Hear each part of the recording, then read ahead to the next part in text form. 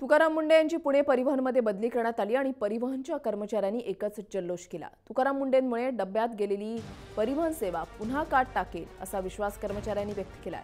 फटाके फोडून त्यांनी बस आगारामध्ये जल्लोषही साजरा केला आणि आता तुकाराम मुंढे डबघाईला गेलेल्या परिवहन सेवेला पुन्हा वर काढतील अशी आशाही कर्मचाऱ्यांना वाटते।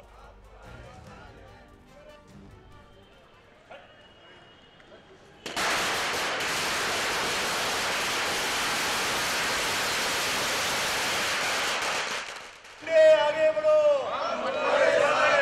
तुकाराम मुंढे आगे बढ़ो, तुकाराम मुंढे आगे बढ़ो। तर याच कर्मचाऱ्यांशी बातचीत केलेली आहे आपले प्रतिनिधी अमोल कविटकर यांनी।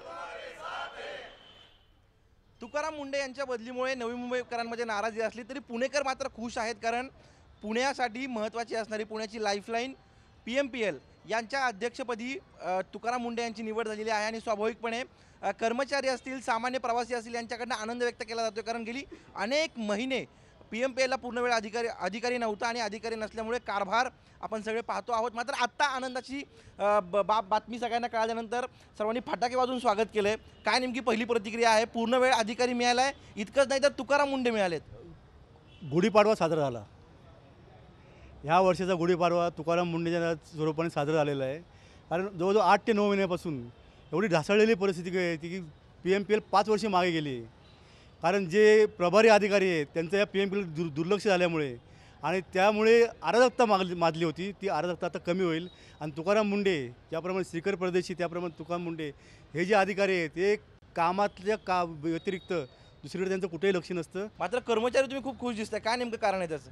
कारण असं आहे की आज वाली मिळाला कोणतरी PMPL कर्मचाऱ्यांना, कारण 8 महिने वालीच नव्हता। पुण्यात PMPL सक्षम नसणं हे खूप मोठ्या प्रमाणावर पुण्याला मागं येणारं होतं, कारण सगळ्यात महत्त्वाची बाब म्हणजे खाजगी वाहनांची संख्या खूप मोठ्या प्रमाणावर मध्ये वाढलेली होती।